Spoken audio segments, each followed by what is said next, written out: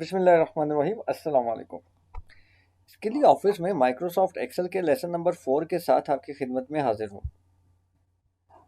दोस्तों, हमने अपने पिछले लेसन में ऑटोमेटिक तरीक़ेकार इस्तेमाल करते हुए टेबल लगाना सीखा था और इसके अलावा हमने इसकी sorting, ascending sorting, descending sorting और फिल्टर इस्तेमाल करने का तरीक़ेकार भी देखा था।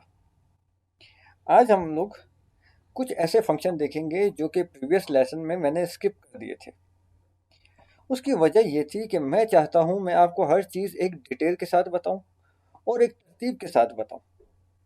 ये ना हो कि जो बाद में काम आने वाली चीज़ें हैं, अगर मैं आपको पहले बता दूँ तो मोस्ट प्रोबेबली बहुत सी चीज़ें ऐसी होंगी जो आपको समझ नहीं आएंगी। तो चलिए चलते हैं अपने लेसन की तरफ।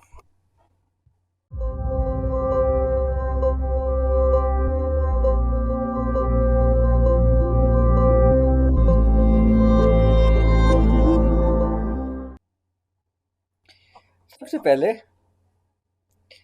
यहाँ पे जो फंक्शन आप देख रहे हैं, कॉपी, कट, पेस्ट, ये जो हमारे क्लिप बोर्ड की ऑप्शंस हैं, यहाँ पे आप देख रहे हैं एक फंक्शन है फॉर्मेट पेंटर का। कॉपी, कट, पेस्ट, ये तीन चीज़ें तो हमने देख ली थी। इस स्पेशल मैं आपको सब बताऊंगा जब हम लोग फार्मूले सीखना शुरू कर देंगे। लेकिन यहाँ पे एक चीज़ आ रही है, फॉर्मेट पेंटर। ये एक सिंगल फंक्शन है, बहुत काम का फंक्शन है। मैं इसका यहाँ पे ट्राई करते हैं। आप यहाँ पे देख रहे हैं इस शीट में हमारे पास चार तरह की फॉर्मेटिंग यूज़ हुई है। एक वो है जिनमें सेल बैकग्राउंड जो है, सेल कलर ब्लू है। नो फिल वाले भी हैं, येलो कलर वाले भी हैं और रेड कलर वाले भी हैं। अब मैं यहाँ पे बोलता हूँ कि मेरे पास जो यूनिट कॉस्ट आ रही है वो दो तरह के, तीन कलर्स में आ रही है, नो फिल, रेड और येलो। मैं चाहता हूँ कि सिर्फ यूनिट कॉस्ट ही नहीं, जो रेड शो हो रहे हैं उनके यूनिट और टोटल भी रेड कलर में आने लग जाए। तो उसके लिए मैं सिंपल अगर यहाँ से फॉर्मेट पेंटर उठाता हूँ और फॉर्मेट पेंटर उठाने के बाद इस एरिया को मैं सिलेक्ट कर लेता हूँ, पूरे एरिया को, तो ये पूरा एरिया इसी एक सेल के मुताबिक हो जाएगा। पहले मैंने उस सेल पे क्लिक किया जिसका फॉर्मेट मैं कॉपी करना चाह रहा था। उस पे क्लिक करने के बाद मैंने फॉर्मेट पेंटर पे क्लिक किया और फिर मैंने पूरा एरिया एक ही क्लिक के साथ, माउस के एक ही क्लिक के साथ सिलेक्ट कर दिया। ठीक है। अब मैं आपको एक और एग्जांपल देता हूँ। आप ये सोच रहे होंगे कि अगर मैंने रेड करना था तो सिंपल मैं इधर कलर बकेट के ऊपर आता और इसका कलर चेंज कर सकता था, लेकिन इसमें और बहुत सी चीज़ें हैं। मिसाल के तौर पे अगर ये बोल्ड भी है, ये इटालिक भी है, इसका फंट भी थोड़ा बड़ा है, इसका फंट का स्टाइल भी चेंज है और इसका राइटिंग कलर भी चेंज है। अब अगर इतनी चीज़ें करनी है, अगर मैं इन सब पे ये फॉर्मेटिंग अप्लाई करता हूँ तो मुझे ज़्यादा टाइम लगेगा। उसके लिए सिंपल तरीकाकार ये होगा कि मैं इस पर क्लिक करने के बाद फॉर्मेट पेंटर पे आऊँगा। फॉर्मेट पेंटर क्लिक करने के बाद मैंने पूरे एरिया को सिलेक्ट किया और जैसे ही मैं माउस का क्लिक छोड़ूंगा ये सारा उसी फॉर्मेट में आ जाएगा। ठीक है। अब यहाँ पे आपने नोट किया होगा कि हमारे जो यूनिट्स हैं वो सिंपल 3, 2, 5, 42, 57 इस तरह आ रहे थे। ठीक है। लेकिन जैसे ही हमने फॉर्मेट कॉपी किया तो हमारे फिगर्स जो हैं वो 0.2 डेसिमल में आना शुरू हो गए। इसकी वजह यह है कि जो फॉर्मेट हमने कॉपी किया था वो फॉर्मेट हमारा 2 डेसिमल में था और जैसे ही वो कॉपी हुआ तो हमारे डेजिग्नेटेड सेल्स भी सारे सेम फॉर्मेट में आ गए, मतलब 2 डेसिमल में आ गए। ठीक है। इसको ख़त्म करने का तरीका या इसकी वजह वो भी मैं आपको एक और वजह भी बताता हूँ। फिलहाल आप ये तो समझ गए कि फॉर्मेट पेंटर क्या है और इसको यूज़ कैसे करना है। ठीक है। इससे आगे हम आते हैं। ये हमारा क्लिप बोर्ड कंप्लीट हो चुका है, फंट हमारा कंप्लीट हो चुका है। अलाइनमेंट अभी देखते हैं। अलाइनमेंट में एक जगह यहाँ पे आप देख रहे हैं ये टेक्स्ट डायरेक्शन है। यहाँ पे आप देख रहे हैं क्रॉस ए बी लिखा हुआ है इस जगह पर, ये टेक्स्ट डायरेक्शन है और नाम से जैसे वाज़ेह है इसी तरह इसमें अगर हम अपने किसी भी सेल के अंदर टेक्स्ट की डायरेक्शन चेंज करना चाहें तो हम यहाँ से अप्लाई कर सकते हैं।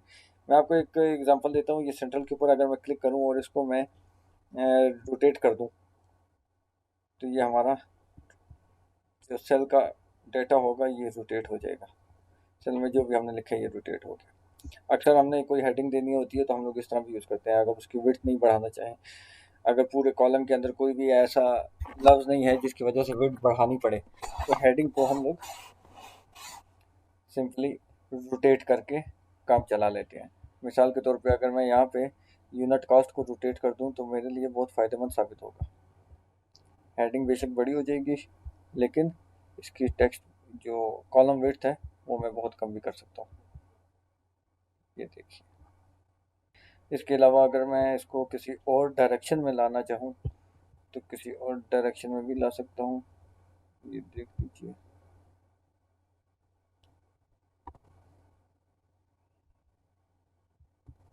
ठीक है। अब मैं बोलता हूँ इसको मैंने वापस पहले की तरह करना है, सिंपल हॉरिजेंटल करना है, तो उसके लिए मैं यहाँ पे फॉर्मेट सेल अलाइनमेंट में जाऊँगा। सेल अलाइनमेंट में आके यहाँ पे आप देख सकते हैं ये टेक्स्ट लिखा हुआ है, और टेक्स्ट को अगर मैं बिल्कुल हॉरिजेंटल कर दूँ 0 डिग्री के ऊपर और ओके प्रेस करूँ तो ये इसकी अलाइनमेंट वापस बराबर हो जाएगी, इसकी डायरेक्शन बिल्कुल हॉरिजेंटल होगी और सेट होगी। ठीक है। इसके बाद यहाँ पे आप देख सकते हैं एक छोटा सा सिंबल शो हो रहा है। अगर इस सिंबल के ऊपर मैं आता हूँ तो मेरे सामने एक और नोट लिखा हुआ आता है, right to left text direction, या इसको मैं राइट लेफ्ट टू राइट भी कर सकता हूँ, कॉन्टेक्स्ट भी कर सकता हूँ ये। लेकिन मैं आपको एक हकीकत बताऊँ कि आज तक मैंने कभी ये सिंबल यूज़ नहीं किया, ये फंक्शन कभी यूज़ नहीं किया। ऐसा नहीं है कि एक्सेल वालों ने बिला वजह ये सिंबल यहाँ पे रखा हुआ है, इसकी एक बहुत बड़ी वजह है। ये सिंबल हमारे इस्तेमाल में उस वक्त आता है जब हम नॉर्मल एक्सेल यूजेज से निकल के डेवलपिंग मोड पे आ जाते हैं, जब हम चीज़ें डेवलप करना शुरू कर देते हैं। एक टर्म एक्सेल में यूज़ होती है वीबीए के नाम से, विजुअल बेसिक एप्लीकेशंस, गालबन यही इसका वो है, फुल फॉर्म है। जब हम वीबीए पे स्क्रिप्ट लिख रहे होते हैं तो उस वक्त हमें इस सिंबल की बहुत ज़रूरत पड़ती है। सिंबल को बेसिकली पिल्क्रो सिंबल कहते हैं, पिल्क्रो। ये सिंबल हम उस वक्त यूज़ करते हैं जब हम स्क्रिप्टिंग कर रहे होते हैं वीबीए में, और इसी सिंबल की वजह से एक्सेल समझ पाता है कि पैराग्राफ कहाँ से स्टार्ट हो रहा है या स्क्रिप्ट कहाँ से स्टार्ट हो रहा है, कहाँ पे ख़त्म हो रहा है, कौन सा स्किप करना है, कौन सा पढ़ना है, कौन सा रीड करना है। ये चीज़ें जो हैं ये इसी पिल्क्रो सिंबल की वजह से पता चलती हैं, और इसी वजह से ये सिंबल का जो इस सिंबल का आइकन है यहाँ पे एक्सेल में दिया गया है, ताकि अगर आप डेवलपिंग मोड के ऊपर काम कर रहे हैं, कोई चीज़ डेवलप करने की कोशिश कर रहे हैं, तो उसमें आपको जब भी ये ज़रूरत पड़े आप सिंपली यहाँ से इसको क्लिक कर सकें, बार बार इंसर्ट सिंबल में आपको जाके इसे ऐड ना करना पड़े। ठीक है। अब आगे बढ़ते हैं। यहाँ पे आप देख सकते हैं एक डॉलर का साइन शो हो रहा है। ये डॉलर का साइन किस वजह से शो हो रहा है, ये देखिए, सिंपली आपको बताता हूँ। ये हमारी यूनिट कॉस्ट है 4.99, लेकिन 4.99 क्या है, रुपीज़ है, डॉलर है, क्या है। अगर इन केस मैं डॉलर यूज़ करना चाह रहा हूँ तो मैं यहाँ पे सिंपली डॉलर पे क्लिक करूँगा, और ये हमारी कॉस्ट के साथ आप देख रहे हैं यहाँ पे एक डॉलर साइन शो होना शुरू हो गया, मतलब कि इसकी कॉस्ट 4.99 डॉलर है। अभी हम लोग फ़र्ज़ करें अगर इसको मैं रुपीज़ में कन्वर्ट करना चाह रहा हूँ, हमारे पास और भी यहाँ पे ऑप्शंस हैं। यूरो करना चाहता हूँ, ये यूरो में कन्वर्ट हो जाएगा। लेकिन अगर मैं इसको पाकिस्तानी रुपीज़ में लाना चाहता हूँ तो उसके लिए मैं, ये देख रहे हैं, सॉरी मैं आपको दोबारा बताता हूँ। पाकिस्तानी रुपीज़ में लाने के लिए इस पर मैं क्लिक करूँगा, यहाँ पे आप देख रहे हैं मोर अकाउंटिंग फॉर्मेट्स लिखा हुआ है, इस पर क्लिक करूँगा, यहाँ पे हमारे पास ये सिंबल आ गए। इस वक्त डॉलर का सिंबल सेलेक्ट है। अगर मैं इसको डॉलर से निकल के यहाँ पे मैं पी पे आता हूँ, पी क्लिक कर रहा हूँ, मैं कीबोर्ड से पी क्लिक कर रहा हूँ, ये हमारे पास पी के आर आ गया, मतलब पाकिस्तानी रुपीज़, और इसको मैं ओके करता हूँ तो 4.99 पाकिस्तानी रुपीज़ का ये है यूनिट कॉस्ट है इसकी। ठीक है। अब मैं आपको एक और चीज़ बताता हूँ। फर्ज करें कि अगर मुझे परसेंटेज का डाटा चाहिए, मैं इसको परसेंट में कन्वर्ट करना चाह रहा हूँ कि ये कितने परसेंट है।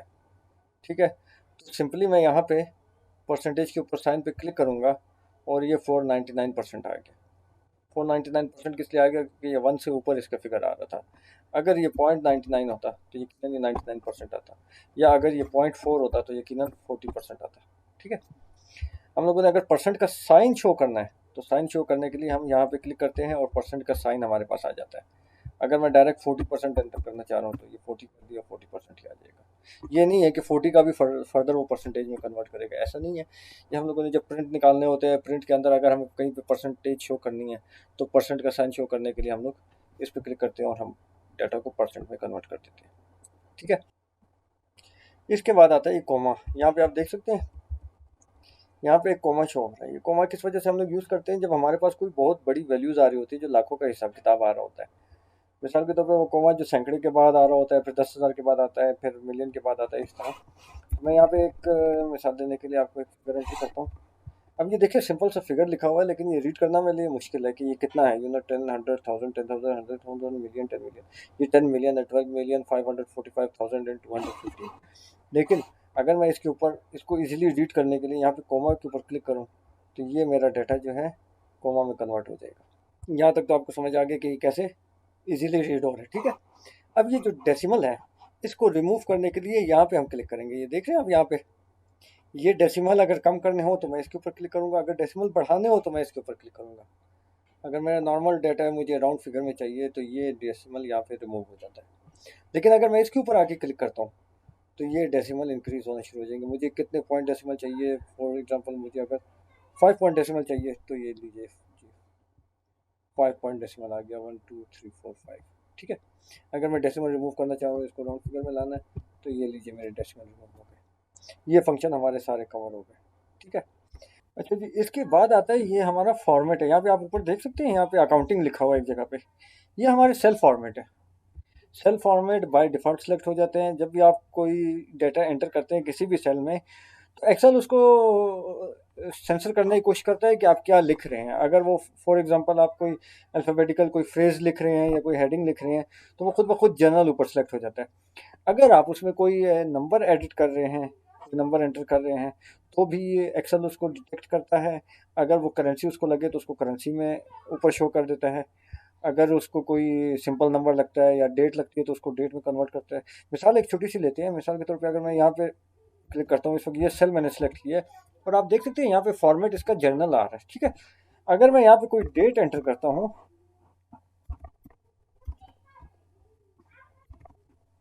तो ये देखें खुद ब खुद ये डेट बिल्कुल सही आई है। और जब मैं इसको ऊपर वापस सेल के ऊपर आता हूँ, तो यहाँ पे आप देख सकते हैं डेट आ गया। कभी कभी इस तरह होता है कि यहाँ पे जो चीज़ हम लोग एंटर कर रहे होते हैं, बहुत रेयर केसेस इस तरह के आते हैं कि वो सेम एंटर नहीं हो रहा होता जैसे कि हम लोग एंटर कर रहे हो। वहाँ पे अक्सर प्लस का साइन आ रहा होता है। तो ऐसे में आपको सिर्फ और सिर्फ यहाँ से फॉर्मेट में जाकर वो उसका जो क्या नाम है, कैटेगरी कह सकते हैं कि कैटेगरी उसकी सिलेक्ट करनी होती है। मिसाल के तौर पे अगर आप यहाँ पे डेट एंटर कर रहे हैं और वहाँ पे टाइम शो हो रहा है, तो आपको सिर्फ यहाँ से आके वापस डेट सेलेक्ट करनी पड़ेगी। शॉर्ट डेट के ऊपर आप क्लिक करें, ये डेट आ जाएगी। तो फॉर्मेटिंग है, बहुत अच्छा ये फंक्शन है। कभी कभी यूज़ करना पड़ता है, ज़्यादातर इतना ख़ास यूजेज में नहीं आता ये। फर्ज करें अगर मैं इसको टेक्स्ट कन्वर्ट करता हूँ, ये देखें यहाँ पे ये डिजिट में वो हो गया, कन्वर्ट हो गया और ये रीड भी नहीं किया जा सकता। अगर मैं इसी को दोबारा सेम जाके डेट के ऊपर क्लिक करता हूँ, तो ये डेट बन जाती है, ठीक है। ये हमारा कंप्लीट हो गया। यहाँ पे ये आप लोगों को बता चुका हूँ कि अगर डेसिमल आप ऐड करना चाहते हैं या रिमूव करना चाहते हैं, तो उसके लिए ये फंक्शंस यूज़ होते हैं। इसके बाद हमारे पास आती है कंडीशनल फॉर्मेटिंग। ये बहुत काम की चीज़ है। ये जब हम एनालिसिस करते हैं तो हमारे बहुत ज़्यादा काम आने वाली चीज़ है। कंडीशनल फॉर्मेटिंग में कंडीशन, जैसे एक शर्त है ना कि हम लोग कोई शर्त उसके आगे रख रहे हैं, कंडीशन हम इसमें डाटा सेट को देते हैं। कंडीशन किस तरह की देते हैं, आए देखते हैं। इसकी एक एग्जांपल देते हैं। सबसे पहले मैं ये एरिया इसका रिमूव कर देता हूँ, ठीक है। अब देखिए ये मेरे पास डेटा सेट है। डेटा सेट में मैं आपको मिसाल के तौर पे इस कॉलम के ऊपर, ई कॉलम के ऊपर मैं एक कंडीशन लगाता हूँ कि इसमें कोई भी अगर ग्रेटर देन का मैं इसमें लगाता हूँ कि अगर ग्रेटर देन 50 कोई इसके अंदर वैल्यू है, तो उसको light red fill with dark red text इस तरह हाईलाइट कर दें, ठीक है। अगर मैं इस पर ओके क्लिक करता हूँ, तो ये हमारे पास खुद ब खुद इसने उसमें से ऑब्जर्व किया कि कौन सी वैल्यूज़ हैं जो 50 प्लस हैं और उनको येलो, वो सॉरी पिंक हाईलाइट इसने कर दिया, ठीक है। अगर मैं कंडीशन रिमूव करना चाहता हूँ, तो सिंपली मैं कंडीशनल फॉर्मेटिंग में आता हूँ। यहाँ से क्लियर रूल्स पे करके सिलेक्टेड सेल्स, सेल अभी मैंने सेलेक्ट नहीं किया हुआ, मैं ऐसा करता हूँ कि इसको इंटायर शीट से रिमूव कर लेता हूँ, क्योंकि इस वक्त सिर्फ हमने इसी कॉलम के ऊपर लगाई थी कंडीशन। अगर मैं इसको बोलता हूँ कि 10 से कम वाला कोई इस तरह की वैल्यू है, तो मैं लेस देन के ऊपर आऊँगा। अगर लेस देन को भी छोड़ते हैं, बिटवीन पे आते हैं। लेस देन और ग्रेटर देन सेम प्रोसीजर है, ठीक है। बिटवीन देखते हैं। अगर मैं इसको बोलता हूँ यहाँ पे कि इफ 5 से लेके 10 के दरमियान जितनी वैल्यूज हैं वो हाईलाइट हो जाएं, रेड नहीं करता, चले मैं ऐसा करता हूँ लाइट रेड फिल कर देता हूँ, सिर्फ ओके करता हूँ, तो इसमें अगर कोई भी 5 से 10 के दरमियान में अगर कोई वैल्यू होगी तो वो आ जाएगी। ये देखिए, अगर मैं चाहता हूँ कि इसमें 5 ना आए, 5 बिल्कुल सिंपल रहे और 5 से ऊपर वाले सिर्फ हाईलाइट हो, तो उसको मैं फिर फर्दर एडिट भी कर सकता हूँ। इसको मैं अगर क्लियर रूल कर दूँ और इस पर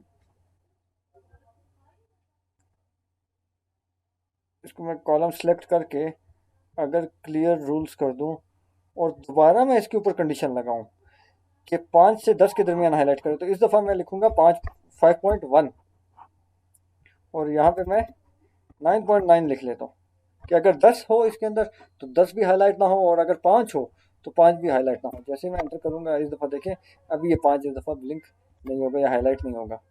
ठीक है। इसके अलावा हमारे पास और बहुत सी कंडीशंस आती हैं। मिसाल के तौर पे हमारे पास डेटा बार आते हैं। अगर मैं इसको क्लिक करूं और यहाँ पे आके मैं इसमें से डेटा बार को सिलेक्ट कर लूँ तो देखिए हर एक की परसेंटेज वो शो कर रहा है। जो 74% तक फिल हो चुका है, 74 जिसकी वैल्यू आ रही है वो 74% तक फिल दे रहा है। अगर किसी की वैल्यू कम है, मिसाल के तौर पे इसकी वैल्यू 16 है, तो ये 16% इसका हाईलाइट हो गया। 11 है, 11% ये हाईलाइट हो गया। इसी तरह देखते हैं 96 था, ये 96% ये हाईलाइट हो गया सर। तो ये बहुत काम का फंक्शन है और ये अगर कहीं पे यूज़ किया जाए तो बहुत खूबसूरत भी लगता है, देखने में भी बहुत अट्रैक्टिव है। यहाँ पे आप बाकी जगहों पे देख सकते हैं साथ में पिंक कलर भी शो हो रहा है। पिंक कलर इस वजह से शो हो रहा है क्योंकि इसके ऊपर हमने एक और कंडीशनल फॉर्मेटिंग भी लगाई हुई थी। अगर हम वो फॉर्मेटिंग क्लियर करते हैं तो उसके बाद इसको हम लोग डेटा बार लगाएंगे और डेटा बार में इस दफ़ा आप देखिए वाइट है, वो पिंक कलर गायब हो गया। ठीक है। हम लोग एक ही कॉलम के ऊपर या एक ही सेल के ऊपर कई मरतबा कंडीशनल फॉर्मेटिंग लगा सकते हैं, उसके ऊपर मल्टीपल हम लोग कंडीशंस अप्लाई कर सकते हैं। ये बहुत काम की चीज़ है। आपको मशवरा दूंगा इस फंक्शन को आप लाजमी ज़्यादा से ज़्यादा ट्राई कीजिए। जितना ज़्यादा आप ट्राई करेंगे ये उतना ही आपको ज़्यादा समझ आएगा और आप बेहतर इसको इस्तेमाल कर सकेंगे।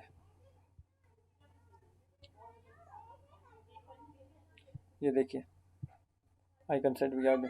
इसमें हम लोग कुछ चीज़ें जो है मैनुअली भी कर सकते हैं, कुछ चीज़ें ऑटोमेटिक होती हैं। अगर हम लोग उसको फर्दर कस्टमाइज़ करना चाहें तो हमारे पास इसकी ऑप्शन होती है। कंडीशन हम अपनी मर्ज़ी से भी लगा सकते हैं और मैनेज रूल हम लोग अपनी मर्ज़ी के इसमें रूल रख सकते हैं।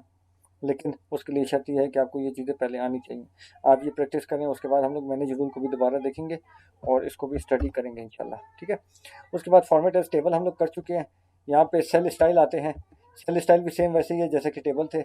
हमने टेबल अप्लाई किया था, सेल भी अप्लाई कर सकते हैं। अगर मैं यहाँ पे हेडिंग अपनी मर्ज़ी की कोई सिलेक्टेड इनमें से कोई भी हेडिंग देना चाहूँ तो मैं कोई भी हेडिंग दे सकता हूँ, ये बहुत खूबसूरत हो जाएगा। ये देख रहे हैं आप सेल स्टाइल, किसी भी एक सेल का स्टाइल चेंज किया जा सकता है, हेडिंग्स का, रोज का, कॉलम्स का, जिस तरह का आप चाहें आप अपनी मर्जी से इनका स्टाइल रख सकते हैं। ठीक है। इसके अलावा इंसर्ट है, insert cell, insert sheet row, insert column, insert sheet. Insert sheet अगर हम लोग करते हैं तो हमारे पास यहाँ पे एक नई शीट आ जाएगी, वो सिंपली यहाँ से भी की जा सकती है। ठीक है। उसके अलावा इंसर्ट कॉलम जो था वो जैसा कि आपको पहले बता चुका हूँ कि अगर एक कॉलम के ऊपर रख के आप कंट्रोल प्लस एंटर करते हैं, प्रेस करते हैं, तो उस कॉलम से पहले एक कॉलम आ जाएगा। और अगर किसी रो को सिलेक्ट करके आप कंट्रोल प्लस क्लिक करते हैं तो उस रो से पहले एक रो जनरेट हो जाएगी।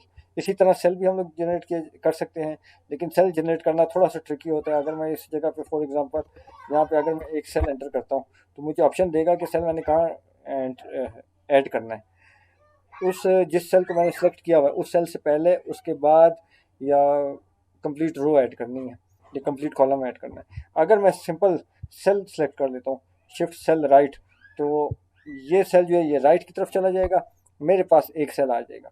लेकिन इसे आप देख सकते हैं डाटा डिस्टर्ब हो जाता है, इसलिए सेल ऐड करना बहुत ज़्यादा ट्रिकी होता है।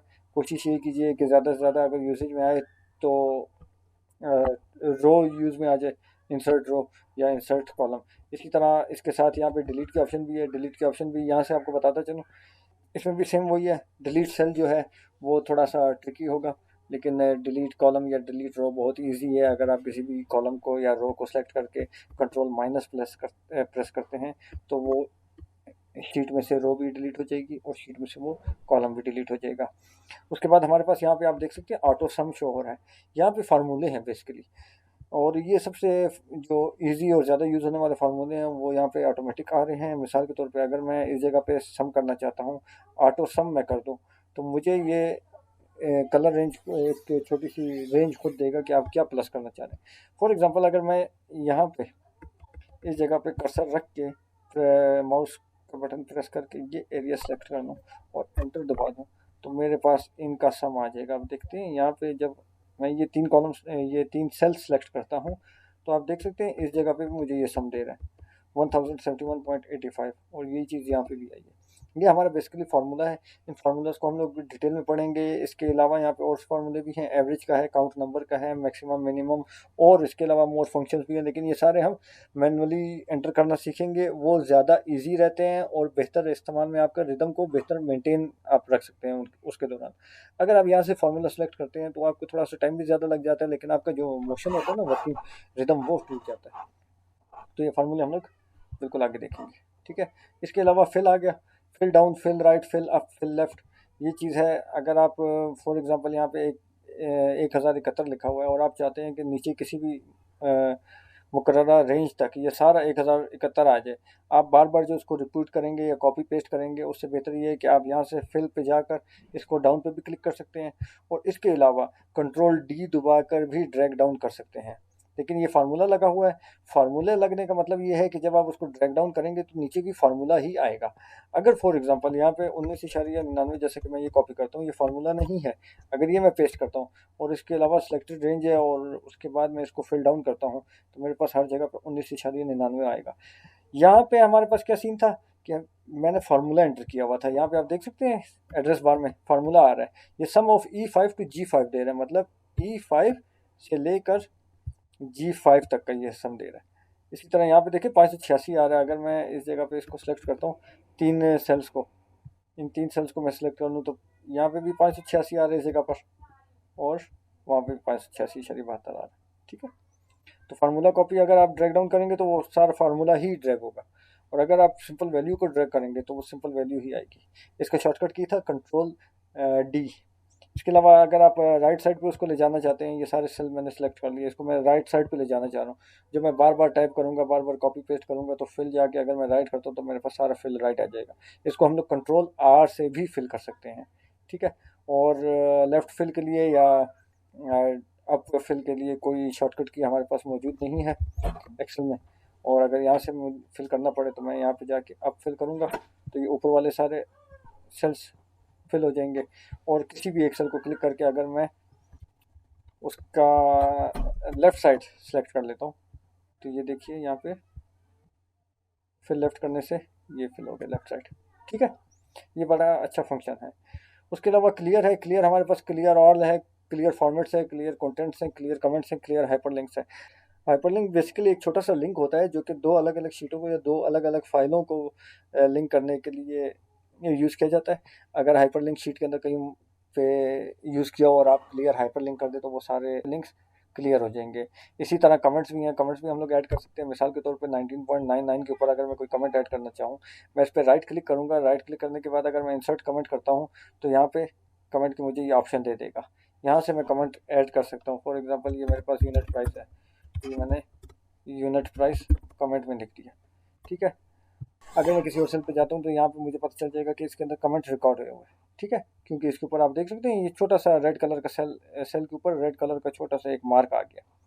अगर मैं यहाँ पे जाके क्लियर में जाके क्लियर कमेंट्स कर देता हूँ तो ये कमेंट, सॉरी, अगर मैं इस सेल को सिलेक्ट करने के बाद क्लियर पे जाता हूँ और जाके क्लियर कमेंट पे क्लिक करता हूँ तो ये कमेंट इसका डिलीट हो जाएगा, ठीक हो गया।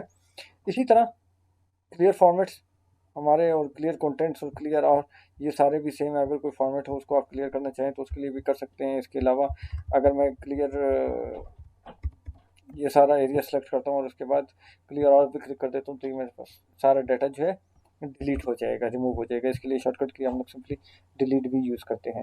शॉर्ट एंड फिल्टरिंग हम लोग समझ चुके हैं। क्लियर फाइंड एंड सेलेक्ट के ऊपर अभी देखते हैं। फाइंड और सेलेक्ट का बेसिकली, फाइंड के लिए हम लोग कंट्रोल F यूज़ करते हैं। इसी तरह फाइंड के साथ एक रिप्लेस की ऑप्शन आती है। अगर हम लोग कोई चीज़ रिप्लेस करना चाहें तो उसके लिए हम कंट्रोल H यूज़ करते हैं। तरीकाकार सिंपल है।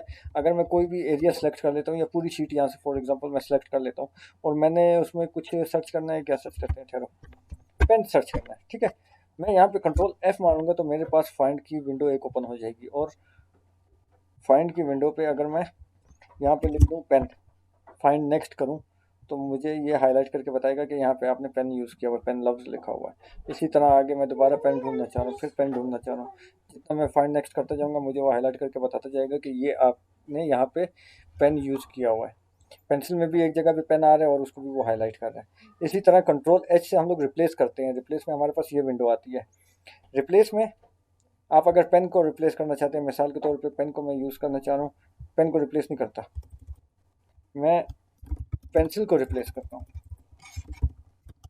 पेंसिल को रिप्लेस करके अगर मैं इधर पेन करना चाहूँ, तो जैसे ही मैं फाइंड नेक्स्ट करूँगा मेरे पास पेंसिल आ गई, और मैं इसको रिप्लेस करने के लिए, आप यहाँ पे देख सकते हैं ये हाईलाइट हो रहा है, ठीक है। अगर मैं इसको रिप्लेस करता हूँ तो ये देखिए ये पेन में कन्वर्ट हो जाएगा। हमारे पास नेक्स्ट हाईलाइट होगी ऑप्शन, उसको भी अगर मैं रिप्लेस करता हूँ तो ये नेक्स्ट आ जाएगा। और इसी तरह अगर मैं रिप्लेस ऑल करूँ, तो जहाँ पे भी ये सारे एरिया पे आप देख सकते हैं पेंसिल लिखा हुआ है, ये सारे रिप्लेस ऑल क्लिक करने के बाद पेन में कन्वर्ट हो जाएंगे, और मुझे ये एक विंडो नोटिफाई भी कर देगी कि all done, we have made 13 replacements. ठीक हो गया। इसके अलावा हमारे पास गो स्पेशल आता है। गो स्पेशल बहुत बात की चीज़ है, उसको हम लोग बहुत आगे जाके सीखेंगे, स्टडी करेंगे और प्रैक्टिस भी करेंगे। फार्मूलाज, कमेंट्स, कंडीशनल फॉर्मेटिंग हम लोग पहले ही कर चुके हैं। कॉन्स्टेंट्स, डेटा वैलिडेशन, कॉन्स्टेंट्स ऐसी चीज़ें जो कि मैं बहुत अरसे के बावजूद आज तक सही क्लियर इसका कॉन्सेप्ट अपने जहन में भी क्लियर कॉन्सेप्ट नहीं बना सका। डेटा वैलिडेशन और सिलेक्ट ऑब्जेक्ट, सिलेक्शन पेन वगैरह, ये सारी चीज़ें हम लोग आगे जाके पढ़ेंगे। सिलेक्शन पेन सिंपल वही है जो एरिया हम लोग सेलेक्ट कर रहे होते हैं। अगर हम लोग माउस का क्लिक पकड़ के माउस मूव करें तो ये सिलेक्शन पेन हमारा हो जाता है, सिलेक्ट हो जाता है एरिया, और इस सिलेक्टेड एरिया को हम सिलेक्शन पेन कहते हैं। अगर मैं कीबोर्ड से करना चाहूँ तो शिफ्ट पकड़ के सिंपली मैं एरो की या नेविगेशन की यूज़ करूँगा, और जितना एरिया, डिज़ायर्ड एरिया सेलेक्ट करना चाहूँ वो सिलेक्ट कर सकता हूँ। तो यहाँ पे आके हमारा आज का लेसन कंप्लीट हो जाता है। उम्मीद करता हूँ यहाँ तक आपको सब कुछ समझ आ चुका होगा। अगर आप मेरा चैनल पसंद आता है या मेरी वीडियोस पसंद आती हैं तो आपसे रिक्वेस्ट है कि लाइक कीजिए और चैनल को सब्सक्राइब कीजिए, साथ में बेल आइकन पे भी प्रेस कर दीजिए, ताकि हम मेरी आने वाली हर वीडियो आपको बर वक्त मिल सके, उसकी नोटिफिकेशन आपको बर वक्त मौसूल हो सके। तो इंशाल्लाह फिर आपसे मुलाकात होगी अगले लेसन में। तब तक के लिए इजाज़त दीजिए। अल्लाह हाफिज़।